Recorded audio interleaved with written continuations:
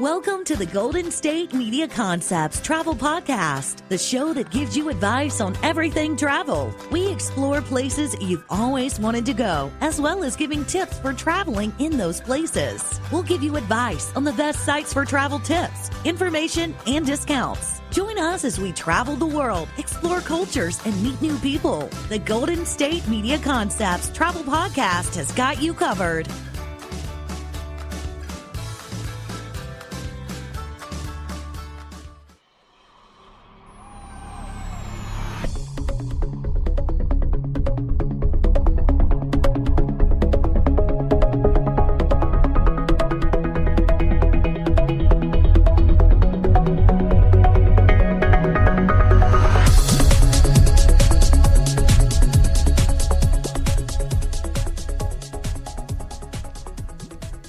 Hello and welcome to the GSMC Travel Podcast, brought to you by GSMC Podcast Network. I'm your host, Staci, and today we're doing something a little different in that we're not talking about one location specifically. We're rather talking about a traveling experience. So a few episodes ago, I talked about Martha's Vineyard, which is sort of known as this playground of the rich or what have you. And that's sort of the thought process, I guess, I have in my head of East Coast summers. And clearly I'm only above a certain latitude because summers in the South are a bit different. But I tend to want to think of East Coast summers as just like summers on the coast in places like Martha's Vineyard, even though I have been to Massachusetts in the summer and it was very hot and humid and I didn't like it. So, but we were not on the coast. So I'm going to give it the benefit of the doubt and assume it's nicer on the coast. So I was quite excited when I discovered that there are Canada, New England cruises. So there are a number of cruise lines that do this where you go to different places sort of up along the coast. So you are hitting places both in New England and in Canada, and you can find these with sort of main name cruise lines like Royal Caribbean. Caribbean. I don't know why I just made that a verb. Royal Caribbean, Norwegian, Princess. But you can also find this with smaller lines such as Windstar, Regent Seven Seas, Seabourn, etc. So the itineraries can probably vary from cruise line to cruise line, but there are a number of places that they all do kind of tend to hit more or less. And so we're going to talk about those today. But do be aware that cruise itineraries, and I think this is just any cruise you go on ever, can change if, the weather does not cooperate or other things that might happen.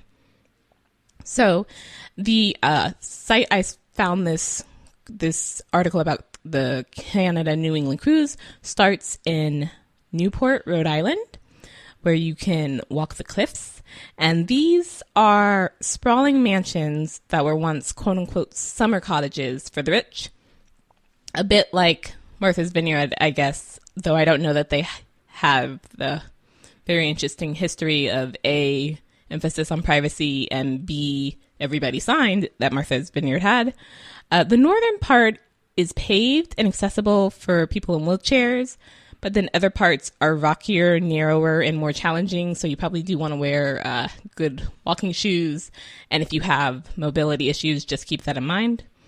Then they go to the Isabella Stewart Gardner Museum in Boston, and this is very pretty. It almost reminds me of when we talked about Venice, because it is actually styled to look like a Venetian palazzo with a central courtyard with flowers. And this was created to house all the paintings, furniture, tapestries, and sculptures that this evidently very eclectic woman had collected. You then move to Camden, Maine, and this is Mount Batty, which is just sort of a great name because it feels almost a little silly. And I'm sure that's not the history of it, but it feels sort of like something you'd make up to tell your child a story of, oh, and then they went to Mount Batty and blah, blah, blah. It feels kind of cute to me. But anyways, at Mount Batty in Camden, there is a 1.2 mile nature trail that you can hike up. But if you're not a big hiker, or if like the previous place where you had some of those mobility issues, you can also actually drive to the summit. So you're not limited just to hiking. And ships that stop at this location usually also give you the time to sort of explore downtown Camden. So this could be a good time to just sort of take a leisurely stroll, see the shops, actually get beyond just nature and into town city life. And while you imagine that leisurely stroll, we're going to take a short break, so stay tuned. Do you want to be healthier, yet you just don't know what to do? All these shows telling you this and that, but nothing seems to work. Well, listen close. Golden State Media Concepts has got something great for you.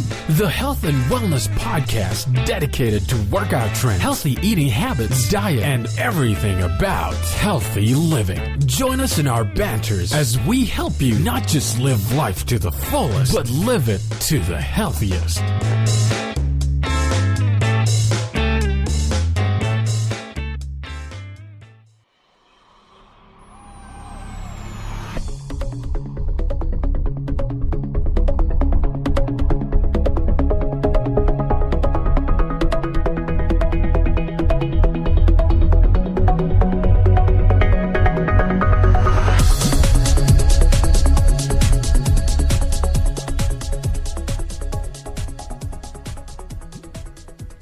Welcome back to the GSMC Travel Podcast, where we are talking about a cruise through Canada and New England. And when we left off, we were taking a leisurely stroll in Camden, Maine. Then this article moves on to, we're still in Maine, but the Acadia National Park. And this has 45 miles of broken stone carriage roads used by bikers, horses, and pedestrians. And I would want to just do you rent a horse? I don't even know. Go on a horse ride along this and feel, being in Maine on a broken stone carriage road on a horse that it's like 1700 something.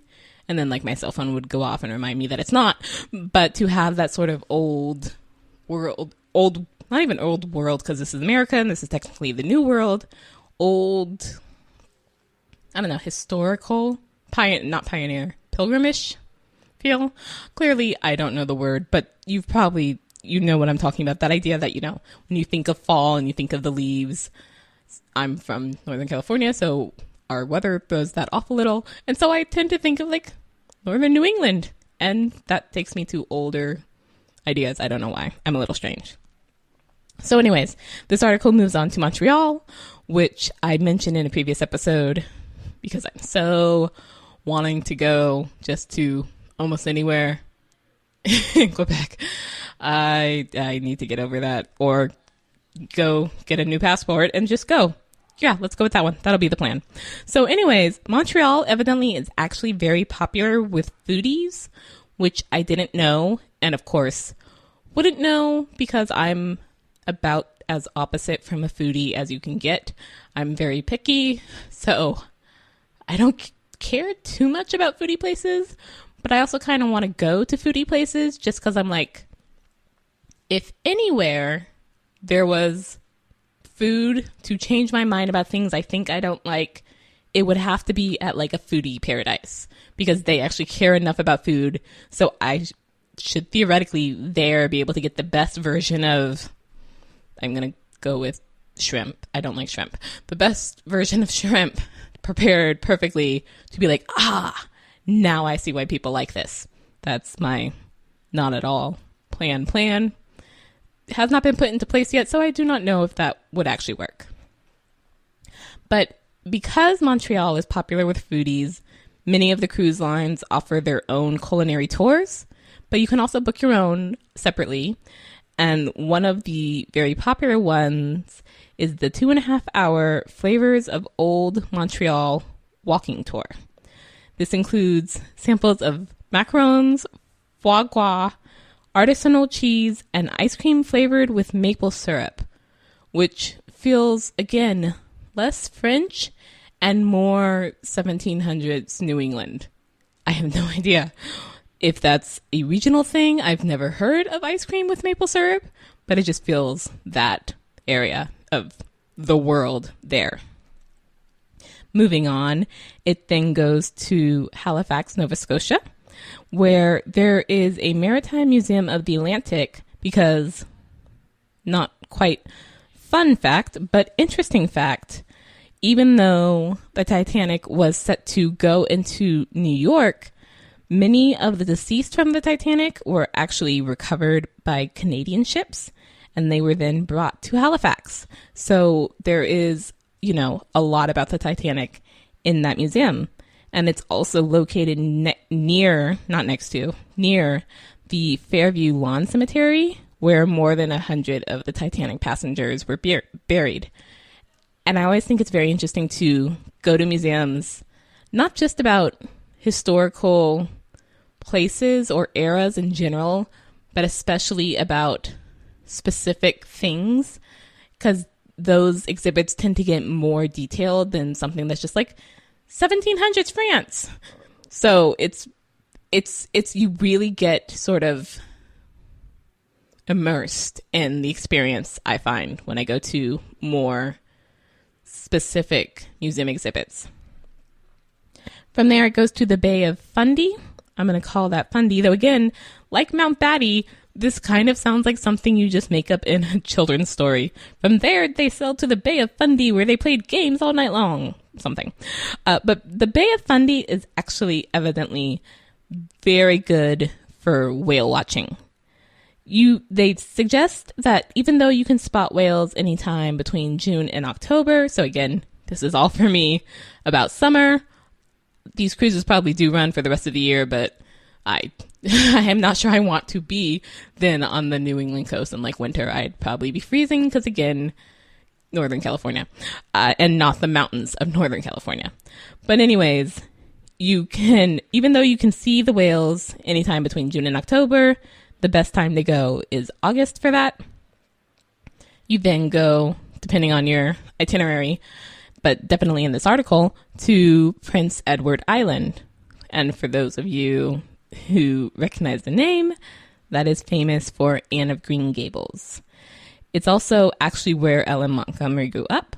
And so the stop usually features places like Charlottetown, and Green Gables Heritage Place, which is the farm that inspired Marilla and Matthew's home. I'm not sure. I somehow managed to not read Anne of Green Gables. I don't know how that worked. I just never as a child read it. Yeah, I don't know what to say about that.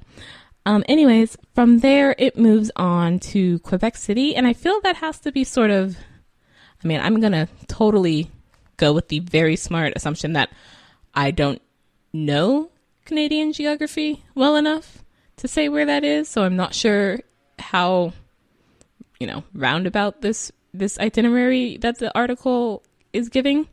But I did speak in a previous episode, I think it was one of the very early episodes, about Quebec City, because again, I just want to go to Quebec and clearly need to take a 5-year sojourn and go there. I don't know.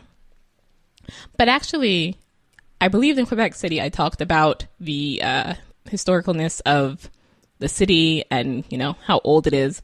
But it's also known for, we call them Native Americans, but I think in Canada they use First Peoples or something. But so you can actually go to Quebec City and visit the Aboriginal Wendake. I do apologize if I butchered that name. To view artifacts like headdresses, as well as learn about the Huron-Wendat people and their myths and legends, including visiting a 18th century church dedicated to the first Native American saint. You can also walk through a traditional longhouse. And I think it's very interesting, and I'm sure we must have these some places in America outside of places that do, sort of Mayflower reenactments or whatever.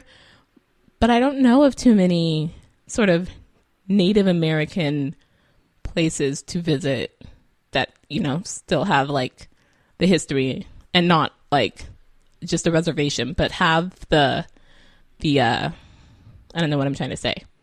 Not an exhibit exactly, but have this set up that it's not just people living there, but you actually can come and learn about those people. I'm sure, again, I know we must have them somewhere, but I can't think of any off the top of my head. And then finally, still in Quebec, and I don't know if that we're all in Quebec, but I totally would not mind just having I don't think you can do a cruise throughout all of Quebec, but whatever you would do throughout all of Quebec. We're still in Quebec. This is Gasp. I want to say Gaspé, but again, if it's Quebec, I kind of want to assume it's French, and you wouldn't pronounce that final E. It's Gaspe. However you pronounce that, I do apologize, people of Quebec. But this has North America's largest migratory bird sanctuary and is a breeding ground for 200,000 ganets. I'd want to see this just because I imagine it probably looks really pretty to be a breeding ground, but I'm also kind of terrified of the birds because I have seen the birds, and also these look like slightly more colorful seagulls, and seagulls were definitely involved in the birds, but also I went to UC Berkeley where it felt like the seagulls, the crows, and the squirrels were all either A, larger than normal, and or B, not terrified of humans at all, and totally coming up to you if they think you have food, which again just brought up fears of the birds. And so I'm like having sort of things of like 200,000 of those not quite seagulls. Yes, but no, I don't know that I could do that. That worries me. So we're going to take a short break. Stay tuned. Tired of searching the vast jungle of podcasts? Now listen close and hear this out. There's a podcast network that covers just about everything that you've been searching. Hey! The Golden State Media Concepts Podcast Network is here. Nothing less than a podcast bliss with endless hours of podcast coverage. From news, sports, music, fashion, cooking, entertainment, fantasy, football, and so much more. So stop lurking around and go straight out to the Golden State Media Concepts Podcast Network. Guaranteed to fill that podcast itch. Whatever it may be. Visit us at www.gsmcpodcast.com. Follow us on Facebook and Twitter, and download us on iTunes, SoundCloud, and Google Play.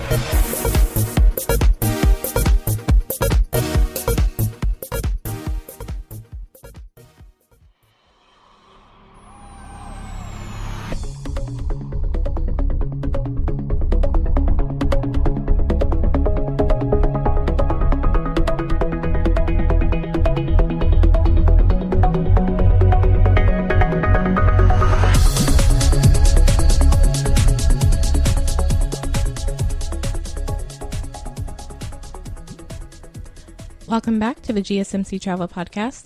I know while I was talking about the cruise that I mentioned several times this article, without saying specifically what that article was or where I found it, but that was because the site where I found it is actually the site for today, and we're going a little out of order in that I'm going to talk about the site first and then tell you the tip.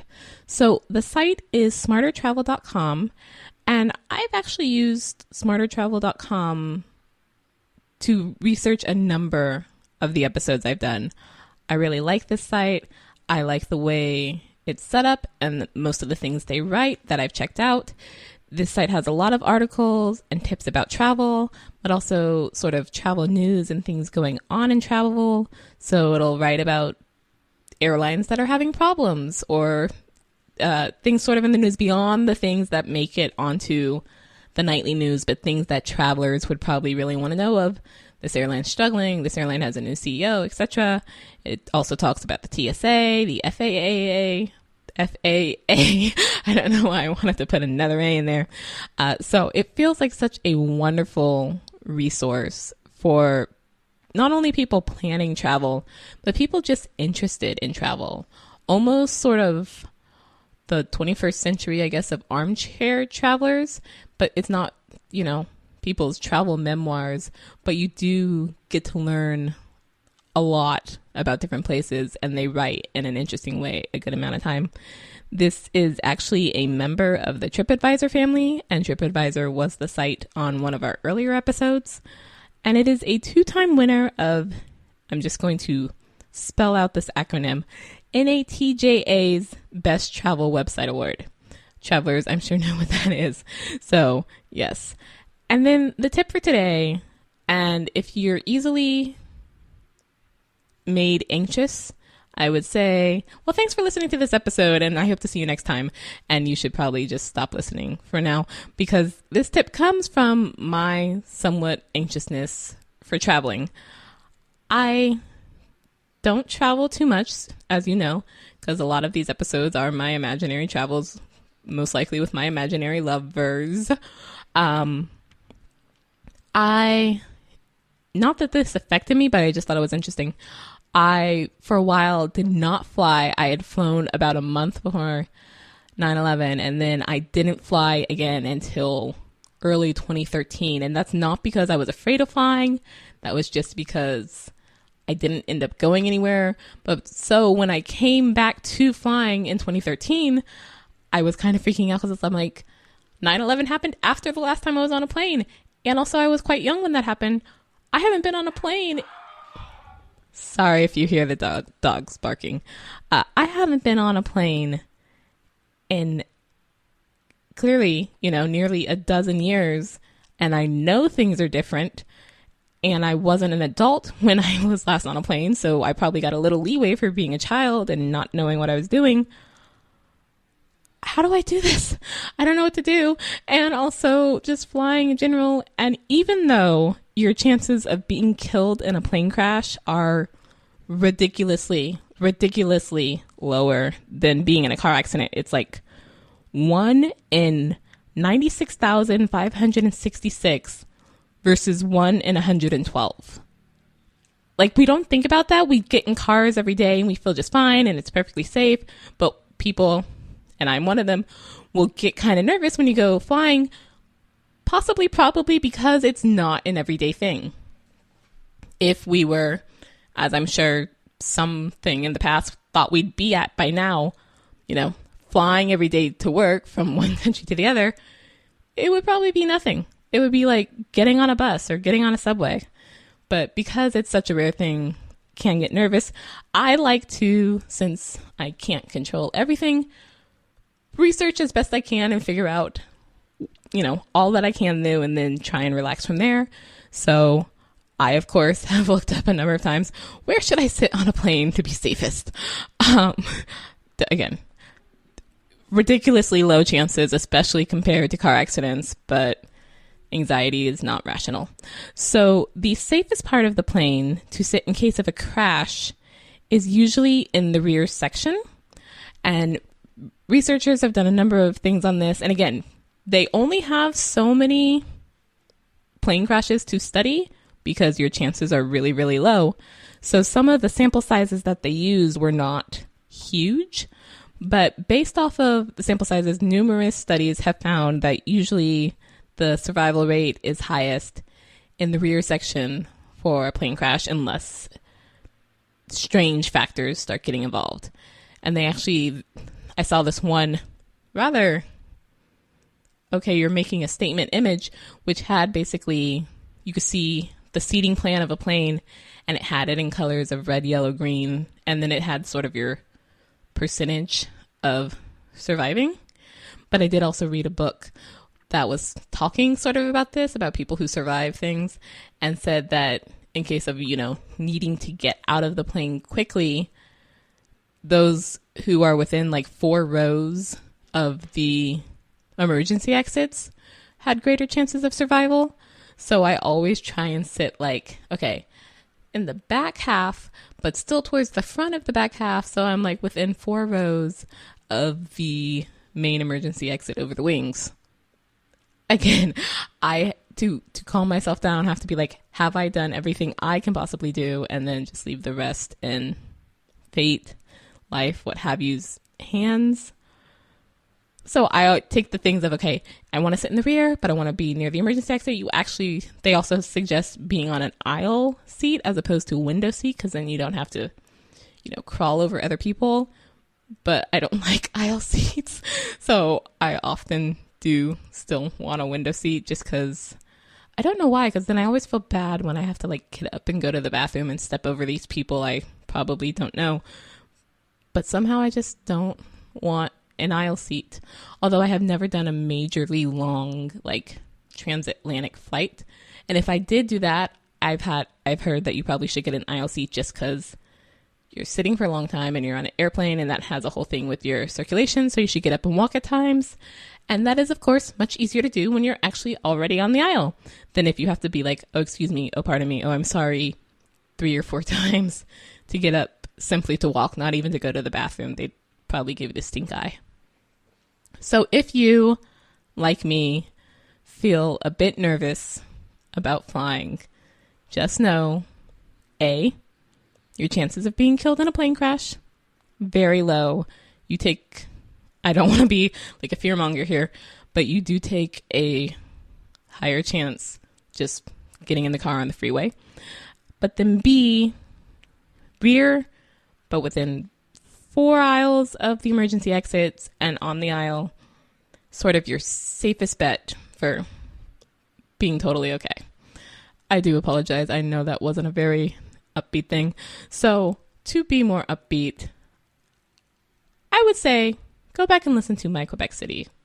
And just imagine me or you or whoever gives you joy to imagine with their interimaginary whatever lover here, wherever you would like to be. And then imagine that we will one day get to what, again, something else has already said we should have, of just being able to teleport to where we're going and not have to do the flying. And that would be wonderful. And on that imaginary note, thank you for listening to the GSMC Travel Podcast.